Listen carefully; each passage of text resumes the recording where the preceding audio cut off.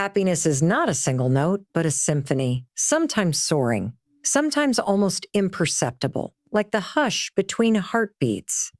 There are two kinds of happiness we encounter in this grand composition: the fleeting joy that sparkles like sunlight on water and the deeper current that runs beneath, steady and eternal, born from meaning, connection, and the quiet knowing that we are part of something larger than ourselves. Life offers us both delight in the moment and fulfillment in the journey. Our challenges, our silences, even our questions are not interruptions. They are the pauses that give the music shape. Every struggle, every joy is a brushstroke in the vast mural of existence. And so, as we reflect on happiness, let us remember, you are not merely living your life.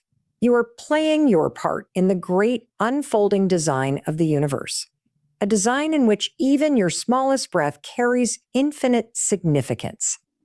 Happiness is one of those things we all chase, yet so few of us ever stop to truly understand. We think of it as a destination, something we'll arrive at once we've achieved enough, earned enough, proven enough. But if you pause, if you really sit in the quiet of your own thoughts, you realize happiness doesn't live in one place. It moves. It shifts.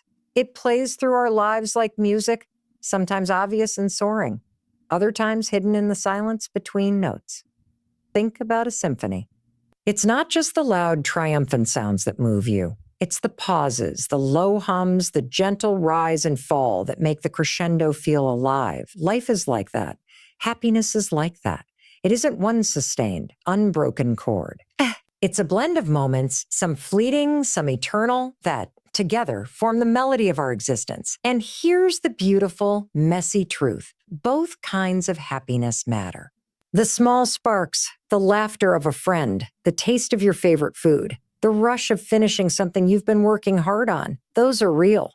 They give color to the days. But there's another kind too, deeper and harder to put into words. It's the kind that lives beneath the surface, the one that doesn't always feel like joy, but feels like meaning. It's the knowing, even in the middle of chaos, that your life is part of something bigger, that you are playing a role in a story still unfolding. What happens when we forget this? We start chasing only the glittering notes, thinking happiness is supposed to be constant fireworks. We scroll, we consume, we achieve, always reaching for the next high. And then when life goes quiet, when there's no applause, no obvious joy, we think something's wrong with us. But nothing is wrong. The silence, the space, the struggle, they are part of the music too. Here's what's fascinating. If you've ever watched an orchestra, you'll notice not everyone plays at once. Some musicians sit silently for long stretches, waiting for their cue. But when their moment comes, their note changes everything. That's you. That's all of us. Sometimes our happiness is loud and obvious. Other times it's waiting in the wings, building, preparing to emerge at just the right time. So instead of asking, am I happy right now? Try asking, what part of the song am I in? Are you in the soaring chorus, or are you sitting in the pause, preparing for a new movement? Both are essential. Both give your life rhythm. Both are happiness, just expressed in different forms. When you start to see it this way, something shifts. The frustration eases. The pressure to be happy all the time melts away. You realize happiness is not a trophy to be won, but a dance to be joined. Sometimes the steps are light and effortless, sometimes heavy and clumsy, but always, always part of the music. And here's the wonder of it all. The music doesn't stop just because you can't hear it. Even in the darkest seasons, even when everything feels still, the symphony of your life is still unfolding, carrying you, shaping you, preparing you. Your role in it is irreplaceable. So let's stop imagining happiness as something to catch and start experiencing it as something we're already inside of. The sparks and the silence, the crescendos and the rest, together, they are your life song.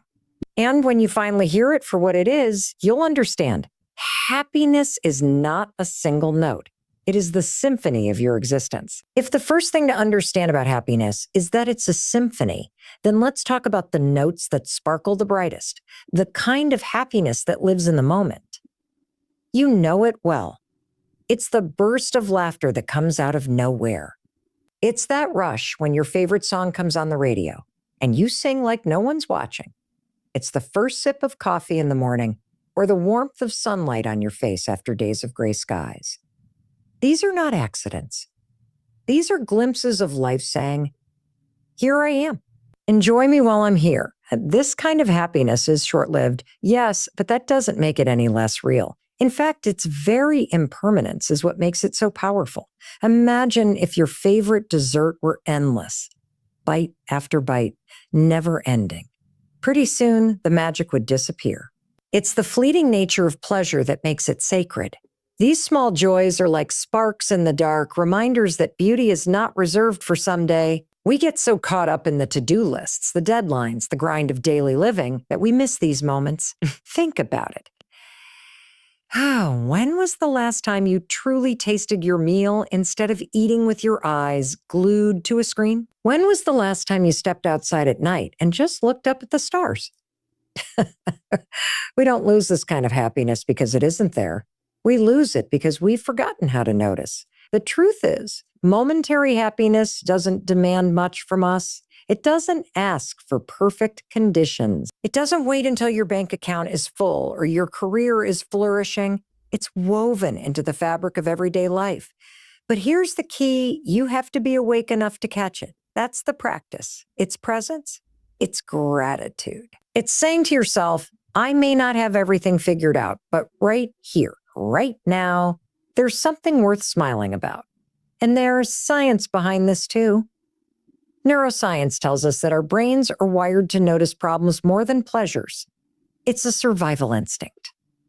Your ancestors weren't scanning the horizon for sunsets. They were scanning for predators, which means if you don't intentionally train yourself to notice joy, your brain will default to focusing on what's missing, what's wrong, what needs fixing. You don't rise into momentary happiness by accident. You lean into it with awareness. That's why practices like gratitude journals, mindful breathing, or simply pausing to notice the details of your day matter. They rewire your mind to catch the sparks before they fade. They remind you that life is not just about the big milestones, but about the tiny threads of wonder woven through ordinary hours. Now here's the caution. This kind of happiness, as dazzling as it is, can't be the whole story. If you chase only the quick highs, more success, more likes, more thrills, you end up on a treadmill, always running, never arriving. Pleasure is beautiful, but it's fleeting by design. Its job is not to sustain you. Its job is to remind you to live, to remind you that even in the middle of chaos, there is sweetness available. So let's not dismiss these moments as shallow or insignificant. They are the bright notes that give your life rhythm. They are the breath between the heavy chapters. They are the tiny reminders that no matter how complex or challenging your journey, there is still joy available in the simplest of places. The first type of happiness is not a destination. It is a spark. And when you learn to see it, to really let it land, you begin to realize life is far more generous with joy than you ever imagined. And maybe the most powerful thing you can do is this. If momentary happiness is the spark, then enduring happiness is the fire that keeps you warm long after the spark fades. It's not the rush of excitement when you buy something new or the thrill of a vacation selfie. This kind of happiness lives deeper in the quiet places of your soul. It's less about the high and more about the steady knowing. The sense that you are on the right path, that your life is connected to something larger than your own individual story. Enduring happiness is built, not found. It's shaped by the choices you make, the values you live by, the relationships you nurture, and the purpose you lean into. And here's the twist. It doesn't always feel like happiness in the moment. Sometimes it feels like discipline, like that sacrifice. Sometimes it feels like showing up when you'd rather walk away. But over time, these choices create a foundation that can hold you steady. Even when life shakes you, think about the people you admire most. Chances are you don't admire them because they've collected a string of pleasures. You admire them because their lives radiate depth. They've endured, they've loved, they've grown. That's what enduring happiness looks like. It's the glow that comes from knowing you are aligned with your values, with your truth, with the heartbeat of life itself. And what's remarkable is this: enduring happiness can coexist with struggle. You can be grieving, you can be uncertain, you can be walking through fire and still have that undercurrent of meaning that whispers, this matters. This is shaping you. You are still on your way. That's why this kind of happiness is so different from fleeting joy. It's not fragile. It's resilient. It doesn't disappear just because circumstances are difficult. In fact, it often grows stronger in the middle of difficulty. But let's be honest. In today's world, this is the type of happiness most people neglect. We chase quick hits of joy because they're easy, because they're instant. Enduring happiness requires patience. It requires looking inward. It requires asking the harder questions. Who am I becoming? What am I here for?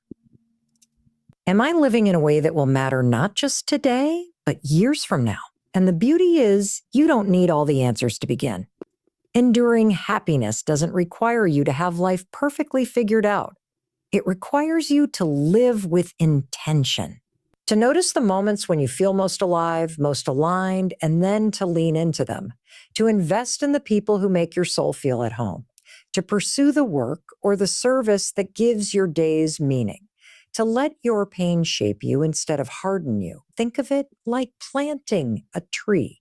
At first, there's nothing spectacular about it. Just a seed, some soil, the slow work of roots pushing into the ground. But give it time, and that seed becomes a shelter, a home for birds, a giver of shade, a thing of beauty that outlives the one who planted it. That's what enduring happiness is. It's not the quick bloom. It's the lasting canopy. And here's what makes this truly extraordinary. Enduring happiness isn't just about you. It ripples. When you live with purpose, when you embody love, when you carry meaning into your daily actions, the people around you feel it. Your children, your friends, your coworkers, your community. Enduring happiness has a way of expanding beyond your life and becoming part of something eternal. So yes, the spark of momentary joy is precious. But it's this deeper, steadier, harder earned happiness that gives life its weight, its richness, its sacredness. Without it, all the sparks would just flicker and fade into the night. And when you understand this, when you begin to shape your life around meaning rather than moments, you discover something breathtaking. Joy that doesn't vanish when the music quiets. Happiness that isn't fleeting. A happiness that endures. Because at the end of the day, the greatest happiness you will ever know is not the one that passes. It is the one that remains. If fleeting joy is the spark, and enduring happiness is the fire, then silence and struggle are the winds that shape the flame. They're the parts of life most resist, the parts we wish we could skip. But without them, we'd never truly understand happiness in its full expression. Think about music for a second. If every note were loud, if every sound filled the space without pause, it wouldn't be music. It would be noise, air work. The rests, the spaces between notes are what give shape to the melody. The same is true in your life. Silence and struggle are not interruptions. They are movements in the symphony, creating depth, texture, and meaning. The silence comes in many forms. It's the stillness after a heartbreak when the world feels unbearably quiet.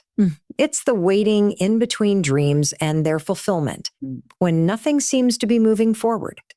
It's the loneliness that sometimes creeps in, even when you're surrounded by people.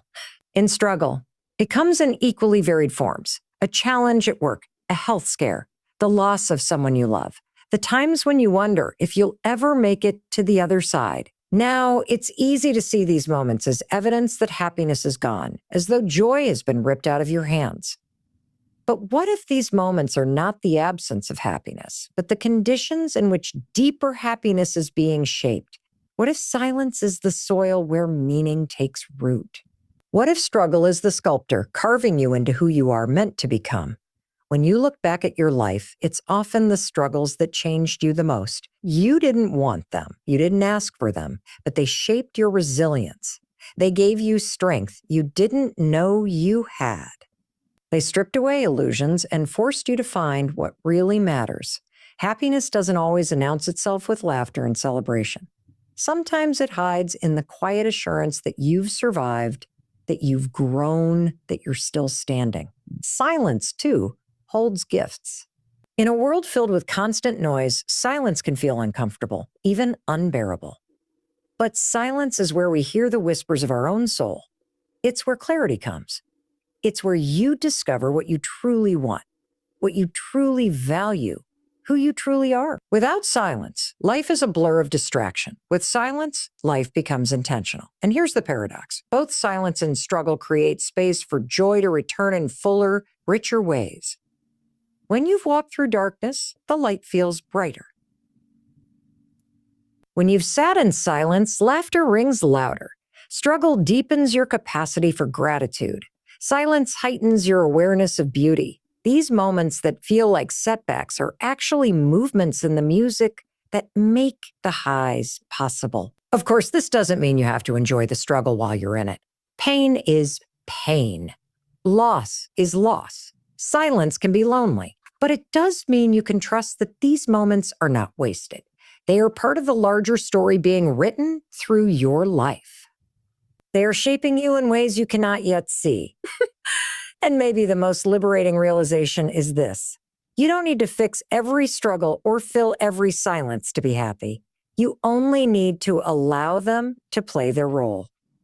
Happiness isn't about erasing difficulty. It's about embracing life as it comes with all its crescendos and rests, its light and shadow. So the next time you find yourself in a season of silence or in the thick of struggle, don't rush to escape it. Pause. Trust that this, too, is part of the music. And remember, happiness is not the absence of silence or struggle. It's the presence of meaning within them. Because the truth is, the pauses and the pain don't interrupt the song of your life. They complete it. So far, we've seen happiness in sparks and fire, in silence, and even in struggle. Fuck. But knowing about happiness isn't the same as living it. The question becomes, how do we walk the path? How do we not just understand happiness as a concept, but actually embody it in our everyday lives? The truth is, the path to becoming happy is not complicated, but it does require practice. And the first step is presence. Most of us live anywhere but here. We replay the past, or we worry about the future, or we scroll through someone else's highlight reel, wishing our life looked different. Meanwhile, the present moment, the only place happiness actually exists, passes us by. Presence is the doorway to both kinds of happiness. It lets you taste the fleeting joys, and it connects you to the deeper sense of meaning. Without it, you'll miss both. Being present doesn't mean ignoring your problems or pretending everything is perfect. It means choosing to fully experience what's happening right now, instead of numbing it or racing past it. It's noticing the small gifts in your day, the smile from a stranger, the sound of rain on the window, the way your breath feels as it rises and falls. It's giving yourself permission to stop waiting for some future moment to feel alive. Happiness doesn't live in a someday. It lives in now. The second step is gratitude. And I don't mean a fluffy, surface level kind of gratitude. I mean the discipline of deliberately training your mind to see what's already good. Remember, your brain is wired to focus on problems. If you don't interrupt that pattern, you'll live your whole life in a deficit, always scanning for what's missing instead of what's here. Gratitude rewires the system. It takes those sparks of momentary joy and amplifies them. It anchors you in a mindset where even the ordinary feels extraordinary. The third step is meaning. This is where fleeting happiness becomes enduring. Ask yourself, what do I value? Who do I want to become? What matters to me enough that I'd sacrifice for it? The answers won't come all at once, but living into those questions is what gives your days depth.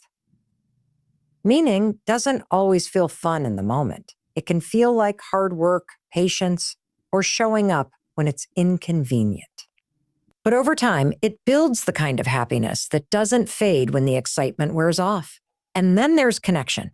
Happiness isn't something we do alone. We are wired for belonging, for love, for shared laughter, and shared burdens. Enduring joy comes from knowing and being known, from showing up authentically with people who matter. Presence, gratitude, and meaning are powerful, but they grow stronger when lived in relationship with others. Finally, there's acceptance. Not every day will feel happy. Not every chapter will sparkle. But happiness is not about forcing life to look a certain way. It's about learning to receive life as it is, without judgment. It's understanding that happiness and sorrow can sit side by side, that you can carry joy even in the midst of imperfection. Acceptance doesn't mean settling. It means freeing yourself from the illusion that life has to be flawless before you can feel fulfilled. When you bring these practices together, presence, gratitude, meaning, connection, acceptance, you begin to notice that happiness isn't something to chase at all. It's something to cultivate. It's something you practice, moment by moment, choice by choice. The path isn't straight. You'll wander off, you'll forget, you'll get distracted by the noise. But every single time you return to these practices, you come back home to yourself. And here's the most empowering part. This path is available to you right now. You don't need to wait for circumstances to change. You don't need to earn it. You don't need permission. Happiness is not out there. It's already within you, waiting for you to notice, nurture, and live it. Because in the end, becoming happy isn't about finding something new. It's about remembering what has been here all along. When we talk about happiness, it's easy to keep the focus small, on the moments, on the choices, on the things we can do day to day. And all of that matters. But there's one more layer we can't ignore. It's the realization that your life is not just about you. You are part of something infinitely larger, something that existed long before you took your first breath and will continue long after. Think about it. The same force that pulls the tides, that spins the planets, that sets stars ablaze in the darkness. That same energy breathes life into you. You're not separate from it. You are woven into it. You are not an outsider looking at the universe. You are the universe, expressed in human form. And when you really take that in, even for a moment, it shifts everything. Suddenly, happiness isn't just about whether today went well or whether things turned out the way you hoped. Happiness becomes a recognition of your place in the whole, a recognition that even your struggles, even your silences, even your detours are not wasted. They're threads in the fabric of something vast, something intricate, something divine. And here's the breathtaking part. In a symphony as grand as existence itself, your note matters. Without it, the music is incomplete. Without it, the pattern is missing a piece. You don't have to be perfect. You don't have to be extraordinary in the world's eyes. Your very being contributes to the unfolding of life. That is purpose. That is belonging. That is happiness on a cosmic scale. When you see yourself this way, the little joys feel even sweeter because you know they're gifts of a generous universe. The deeper happiness of meaning feels more solid because you know you're aligned with something eternal. Even the silence and the struggle become easier to hold because you can trust they are movements in a song far greater than you can hear in the moment. This perspective doesn't erase pain, but it does soften it. It doesn't guarantee constant joy, but it gives your joy depth. It allows you to walk through your life with a sense of wonder because you're no longer asking, am I enough? Instead, you're realizing, I was always part of the enough. I was always part of the whole. And maybe that's what happiness truly is. Not the pursuit of pleasure, not even the achievement of purpose, but the awareness that you belong, that you are exactly where you're meant to be in the dance of existence, that your presence, your breath, your choices ripple far beyond what you'll ever know. So when you wake up tomorrow, don't just look at your life through the narrow lens of tasks and worries. Zoom out, see the stars, feel the earth beneath your feet. Listen to the quiet rhythm of your own heartbeat and remember, it is the same rhythm that has pulsed through creation since the beginning. You are not separate from it. You are part of the symphony. And if you can hold on to that truth, then happiness stops being something fragile, something fleeting, It becomes something eternal, something that carries you through every season, every silence, every song. Because at the end of the day, the greatest joy you will ever know is realizing this simple, timeless truth. You are the universe, alive in human form, and your life is a note the world cannot do without.